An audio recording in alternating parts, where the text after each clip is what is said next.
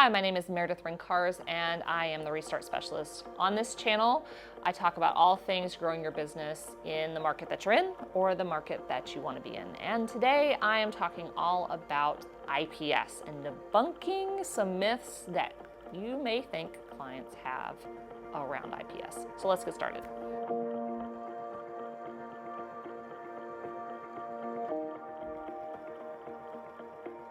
The first thing I hear whenever I talk to photographers about in-person sales, by the way, that's what IPS stands for, if you've never heard that before, is the myth that IPS is this pushy sales tactic. Now, it can be. I have seen photographers in the past really go full hardcore, like car salesman, and it doesn't feel good. If you, as the photographer, are trying to sell something, if you are trying to offer your clients a product or a service, in this case, a product, and you feel icky, you feel that ick factor coming on, then you're doing it wrong. At that point, it is pushy. At that point, it is a sales tactic. Instead, if you start to reframe what you're doing, what you're offering as a service, then you're going to start offering things to your clients in a way that doesn't feel pushy, that is truly offering an experience and not feeling pushy. And you will start to recognize when your clients are either verbally or physically with their body language telling you, not interested. At that point, you as the business owner need to know, okay, time to back off. But ultimately, that is a misconception that unless you intentionally try to be pushy, IPS is not this pushy, icky sales tactic. So the second myth is that clients only want digital images when it comes to in-person sales. And that's why a lot of photographers say, I'm not going to offer that, I'm not going to do it. Here's the reality. Clients have been told that that's what they should ask for. Clients have been educated for probably the past 10 years that that's what they should be expecting, because we do live in a digital age.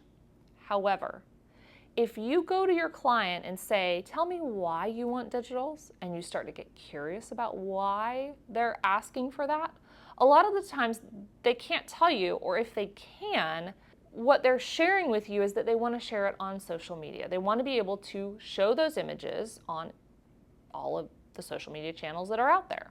So if you can then offer that to them and meet that objection that they have against ordering product or that you feel is out there, because really it's a mindset issue for you, then you can flip the tables on what is being asked of you and offer an experience, offer a printed product that they didn't know they needed or didn't think about the fact that, yes, in fact, they do want that.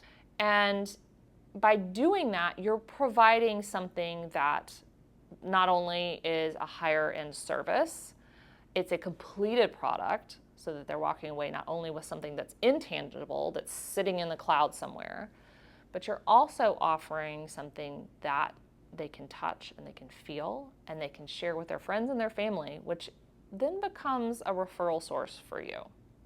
So myth number 3 is that in-person sales only works with higher budget clients, higher luxury end clients that have large homes, that have a lot of space, that have the quote unquote budget for it. And that's just simply not true. When you are educating your clients about what you offer, when you're educating them about the options that they have available to them, they're highly more likely to be bought into the idea of an album, a gallery wall. And when it comes to having a big enough home, large enough walls, that simply isn't the case. You adjust your product line for the ideal client that you're serving. And so if they do have smaller homes, if they live in an urban city where maybe a lot of them are living in apartments and they have small wall spaces, then you adjust your product line to fit that so that you can still meet the need and offer them what they want. And you look at offering products that fit within your desired offering that fit within what you want to make for your profit margin, as well as what your clients will value and love. When you do that, it does not matter what their budget is, they're going to buy. So myth number 4 is that clients do not want to come back in for a sales appointment with you. That's not true. The reason that's not true is that if you are creating an experience for them, if you are pacing it in a way that doesn't feel like it's dragging on for hours, which, believe me, I've messed up before, as long as you can pace it in a way that feels comfortable, that you are thinking about the 5 senses, what they see, what they smell, what they taste, what they touch, offering some type of beverage, whether that is sparkling water, whether that's wine, depending on what your ideal client is and what you want to be able to do, they're going to feel celebrated. They're going to feel like it is this design experience based around them and their needs. And because it feels custom, it feels luxurious. And they're going to be bought into that every single time.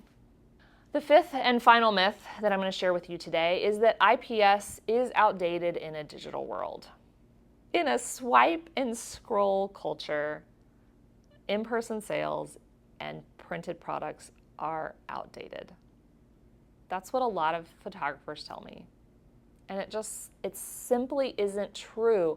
When you come to your clients and talk about permanence and you talk about connection, that feels good. It feels true to what they are searching for, because ultimately they're coming to you for portraits to commemorate something, whether it is a victory, a milestone, a joy, whatever it is something to celebrate, and they want to document that.